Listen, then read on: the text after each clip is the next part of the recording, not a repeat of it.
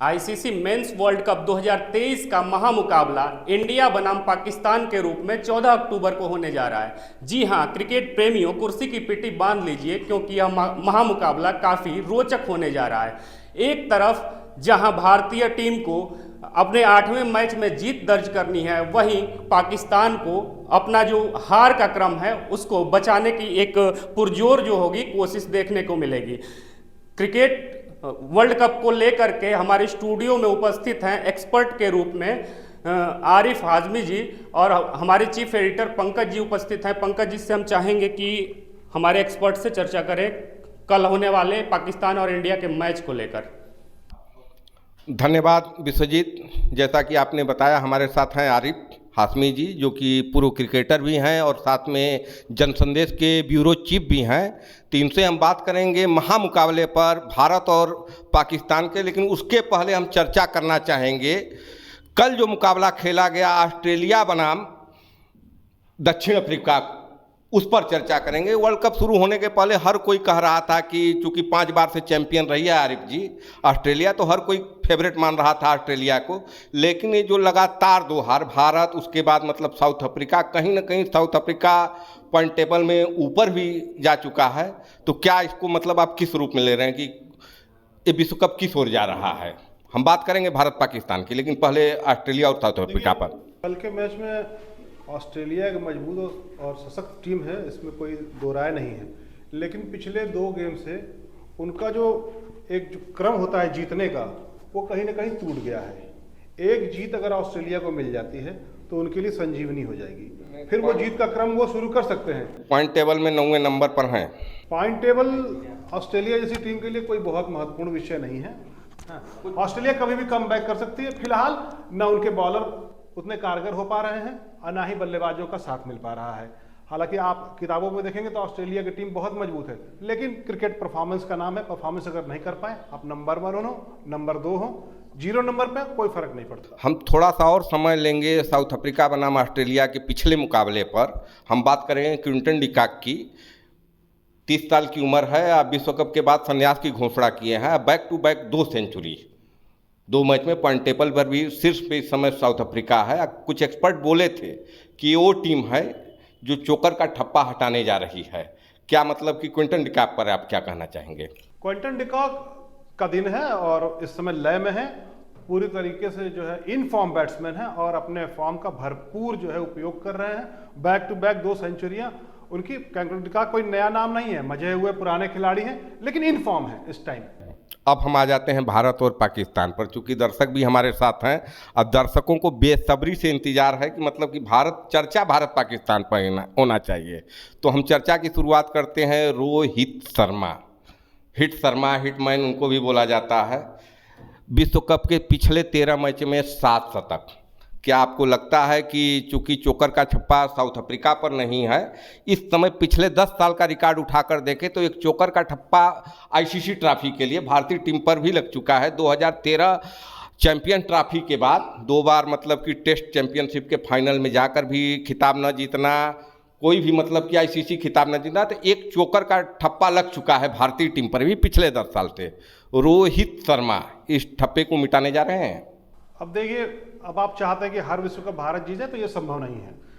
भारत पिछले 2 विश्व कप को जीत चुका है, चोकर से कोई ठप्पा नहीं भारत के ऊपर।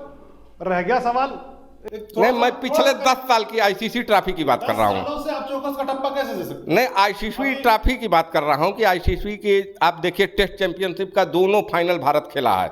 एक न्यूजीलैंड से हारा है, एक इस बार ऑस्ट्रेलिया से हार गया है। तो कहीं ना कहीं मौका था, दोनों बार इनको था, दोनों बार एक चूक गए हैं। तो इस बार क्या मतलब कि इसीलिए विराट कोहली को कप्तानी से भी हटाया गया है। रोहित शर्मा जो कि बड़ा नाम है तो मतलब कि विराट कोहली भी बड़े नाम, लेकिन जिस ढंग से आईसीसी मतलब विश्व कप में पिछले 13 मैच में 7 शतक, मतलब क्या आप किस रूप में देख रहे हैं? लगातार टीम का परफॉर्मेंस रहा है, बराबर निरंतर टीम 1 नंबर 2 नंबर पायदान पे काबिज रही है। ये और बात है कि बैड लक रहा, हम जीत नहीं पाए, ये और विषय है। लेकिन चौकस का ठप्पा हम मानने को तैयार नहीं है। आईसीसी ट्रॉफी बहुत सारे भारत ने जीते। इन 10 सालों में थोड़ा सा हम बड़े मैचों में थोड़ी सी कहीं फाइनल मैच में थोड़ी चूक हो जाती है, कहीं सेमीफाइनल में हम बाहर हो जाते हैं, कहीं फाइनल में बाहर हो जाते हैं। ये लगा रहता है, खेल है, इसमें हार जीत दोनों ही होते हैं। अब 10 मैच हम जीत करके जाते हैं, एक वो मैच जो जिसमें हमको हारना होता है वो ऐसा मैच होता है जहां से हम बाहर हो जाते हैं, बस वही है। हम बात कर रहे हैं मतलब अगर पाकिस्तान की बात करें तो पाकिस्तान में बाबर आजम, बल्ला शांत है, मोहम्मद रिजवान चूँकि विकेट कीपर बल्लेबाज T20 के तो मजे हुए बैट्समैन रहे ही हैं, लेकिन जिस ढंग से वनडे में पिछली इनिंग रही, क्या मतलब कि कल के मुकाबले में भारत को जो चुनौती किससे मिलने वाली है? देखिए, पाकिस्तान की जो टीम है वो अभी भी भारत के मुकाबले कहीं टिकती नहीं है। आप चाहे बैटिंग देख लीजिए, चाहे उनकी बॉलिंग देख लीजिए। 2 मैचों में लगातार हम देख रहे हैं उनके जो बॉलर हैं बहुत अच्छा परफॉर्म नहीं कर पा रहे हैं।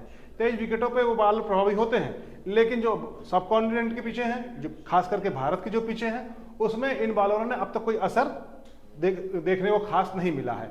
फिर भी मतलब कि शाहिनशाह अफरीदी हैं उनके पास ना, तो इनको आप मतलब कि इग्नोर तो नहीं कर सकते हैं।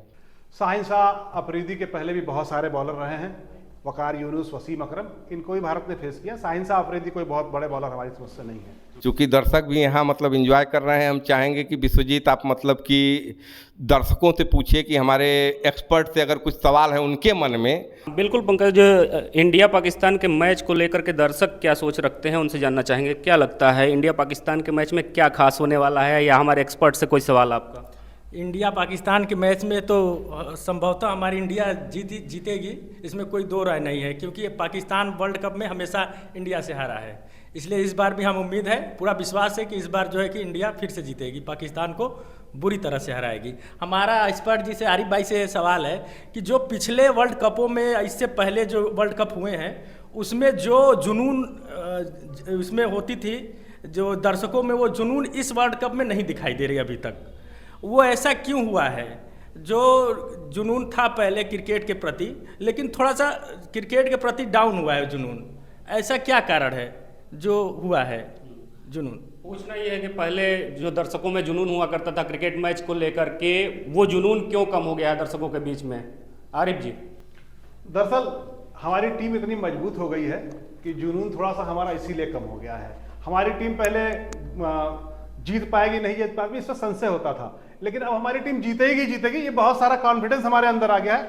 बहुत सारा वजह ये भी है। और रह गया सवाल जुनून का, तो क्रिकेट के प्रति जो दीवानगी है हिंदुस्तान के अंदर, वो न कम हुई थी, न कम होगी और न कम है, वो आज ही बरकरार है। ये कम ज्यादा हो सकता है, क्रिकेट की अधिकता भी हुई है, लेकिन जुनून कम नहीं है हिंदुस्तान में क्रिकेट को लेकर। अगर हम बात करें आरिफ जी, आपसे अगर कहें कि जैसा कि अभी क्रिकेट फैन ने पूछा कि जुनून कम हुआ है, तो क्या मतलब कि हमको इस रूप में ले सकते हैं कि ये जो T20 की लोकप्रियता बढ़ी है, तो इससे कहीं ना कहीं दर्शकों को इंतजार है कि नहीं T20 मैच का ही विश्व कप हो, ODI विश्व कप बंद हो जाना चाहिए? नहीं, देखिए, क्रिकेट का जो मूल फॉर्मेट है वो वनडे ही है। बिना उसके क्रिकेट की कल्पना बेकार है। ये छोटा फॉर्मेट हो सकता है आपके मनोरंजन के लिए, लेकिन असल क्रिकेट वनडे क्रिकेट ही है जो 50 ओवर का खेला जाता है। जैसा कि हम अभी देख रहे हैं कि अभी क्रिकेट के फैन चाहते हैं कि कुछ सवाल और हों, उनके मन में कुछ और सवाल आ रहे हैं, तो विश्वजीत आप मतलब कि इसको दिखाइए कि क्या सवाल है फैन के। आरिफ जी जवाब देंगे निश्चित रूप से। बिल्कुल बताएं, अभी एक्सपर्ट ने जवाब दिया आपके सवालों का, कितने संतुष्ट हैं उनके जवाब? हम बिल्कुल संतुष्ट हैं।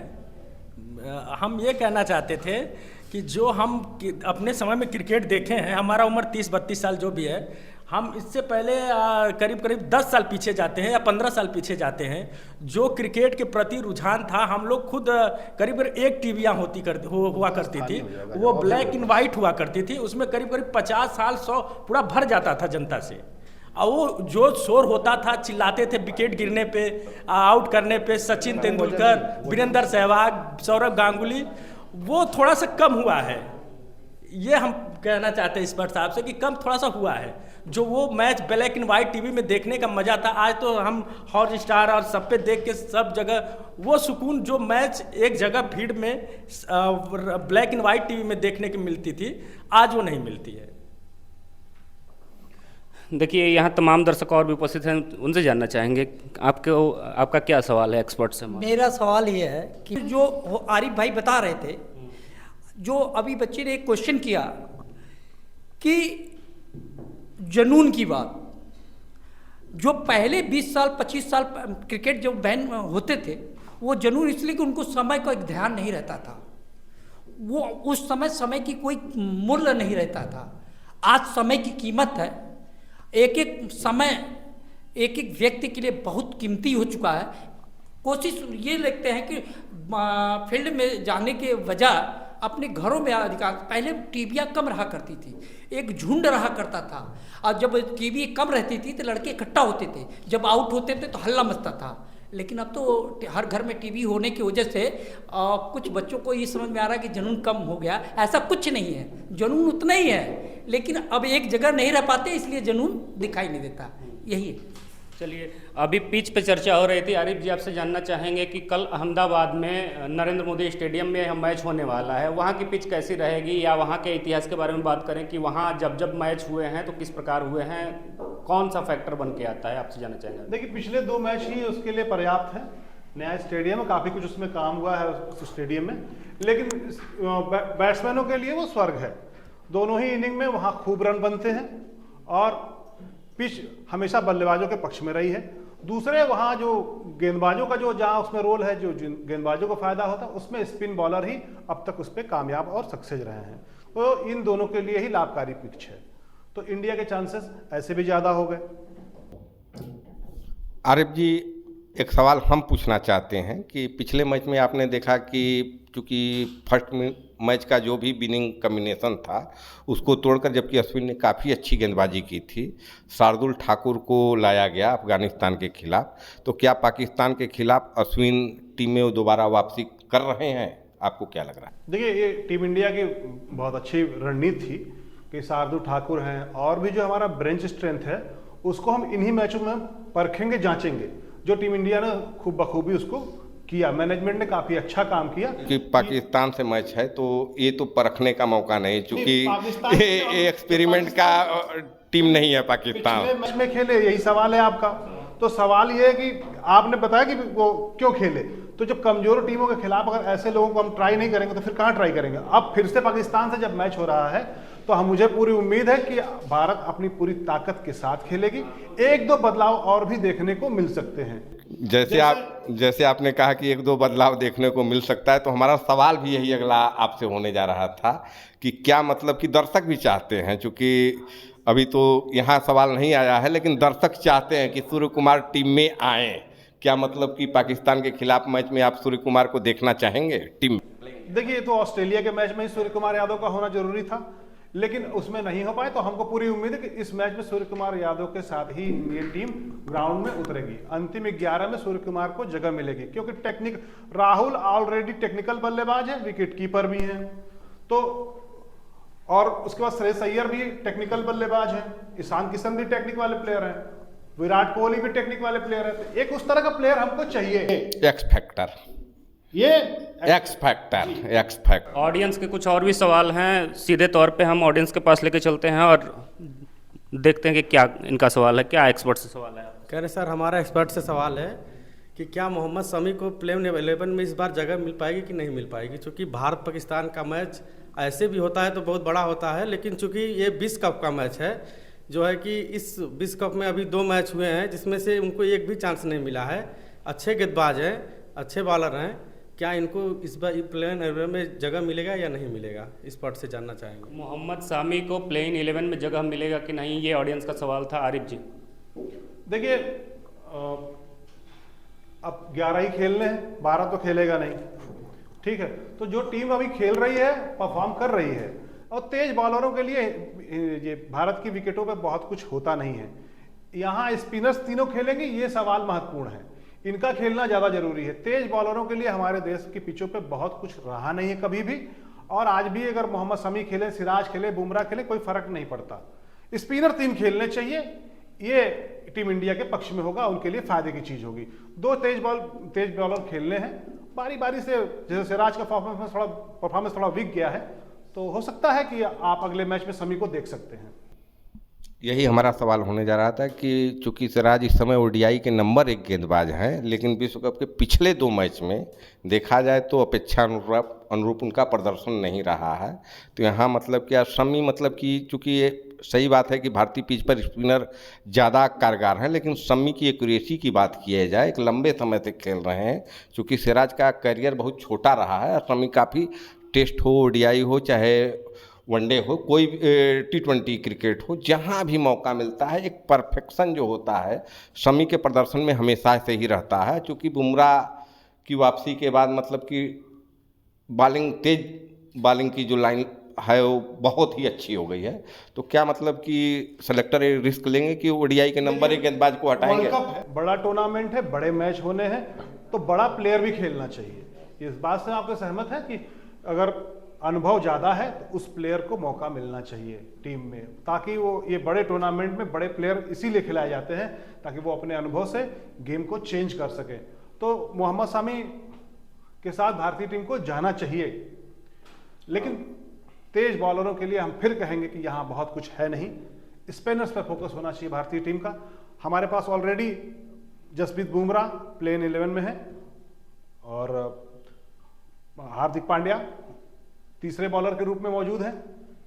तो शामी सिराज में से बहुत मुश्किल नहीं है इंडिया के लिए, बारी बारी से मौका दिया जा सकता है। अगर हम पाकिस्तान लेके आखिर तक 2 सीमर्स के साथ ही भारत को जाना चाहिए सारे मैचों में, 3 स्पिनर होने चाहिए भारत के पास। अगर हम पाकिस्तान की बात करें तो उनके बैटिंग में चूँकि मैंने शुरू में ही कहा कि बाबर आजम का बल्ला अभी तक प्रदर्शन नहीं दे पाया है जैसा मतलब कि उम्मीद है। चूँकि इस समय ओडीआई के नंबर 1 बल्लेबाज हैं, तो बाबर आजम के लिए मतलब कि पाकिस्तान के फैन की उम्मीदें क्या रहेंगी, कैसे वो मतलब कि टीम को चलाएं? भारत से एक बड़ा मुकाबला होने वाला है, चूँकि पाकिस्तान में टीवी भी फूट सकते हैं, बहुत कुछ हो सकता है पाकिस्तान में। तो बाबर आजम को मतलब कि अपने तरफ से आप कुछ बोल दीजिए कि कैसे खेलें, चूँकि एक बल्लेबाज के रूप में। देखिए, ये बैटिंग के लिए स्वर्ग है भारत के पीछे। अब उसमें भी अगर ये परफॉर्म नहीं कर पा रहे हैं तो या तो बहुत बुरे खराब फॉर्म से चल रहे हैं और या फिर कोई दूसरा फैक्टर होगा। अब इससे अच्छी पिच उनके लिए नहीं मिल सकती बैटिंग के लिए। ऐसे बाबर को अपने आप को सिद्ध करना होगा। उनका जो शतकों का रिकॉर्ड है, चूँकि बहुत कम मैच में बहुत ज़्यादा शतक बनाए हैं, तो मतलब कि लगभग वही टीम रही है आयरलैंड, अफगानिस्तान, इन टीमों के खिलाफ। एक तो ये बहुत बड़ा आपने सही बिल्कुल बात कहा है। बाबर आजम का जो परफॉर्मेंस है आप उठा करके देख ले तो 90% उनके रन और शतक ऐसे ही टीमों के खिलाफ आए हैं। कोई बड़ी टीम के खिलाफ हम बहुत अच्छा परफॉर्म करते हुए अभी तक तो नहीं देख पाए हैं, या उसमें अस्थायी तो रहा हो, ऐसा भी देखने को नहीं मिला है। रह गया सवाल रिकॉर्ड का, तो पाकिस्तान ने श्रीलंका को हरा करके 8-0 किया है वर्ल्ड कप में। तो हमें लगता है कि भारत भी अपना रिकॉर्ड बरकरार रखेगा, 8-0 वो भी करेगा। 8-0 वो भी करेगा। अगर हम मतलब कि पाकिस्तान की ही बात करते हैं, चूँकि एक समय था कि शकलैन मुश्ताक, अब्दुल कादिर जैसे स्पिनर देने वाली मतलब पाकिस्तान की टीम के पास आज कायदे का वो नाम भी नहीं है स्पिन डिपार्टमेंट में, जिसका हम कायदे से नाम ले लें कि नहीं वो मैच को बदल सकता है। तो पाकिस्तान का जो स्पिन अटैक बहुत ही कमज़ोर हुआ, इस पर मतलब आप क्या कहेंगे, चूँकि ये भी उपमहाद्वीप की ही टीम है। उपमहाद्वीप की जितनी भी टीमें हैं वो अपने मूल को कहीं न कहीं छोड़ रही हैं।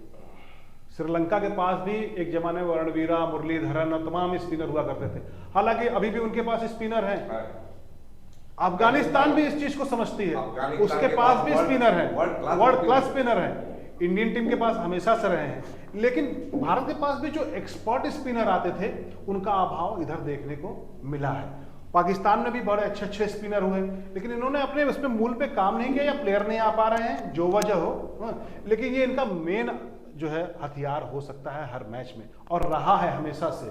तो इस पे दोनों ही सब कॉन्टिनेंट की टीमों को सोचना होगा कि उनका जो हथियार रहा है उसको और कैसे मारक और कैसे इसके इस तरह के प्लेयर आए, इनके लिए इनकी एकेडमी वगैरह को काम करने की ज़रूरत है। अगर कल की मैच की बात करें तो टॉस बहुत ही महत्वपूर्ण होने वाला है। टॉस जीतकर क्या करना चाहेंगी दोनों टीम, मतलब फ़ायदेमंद क्या होगा? देखिए, जिस हिसाब से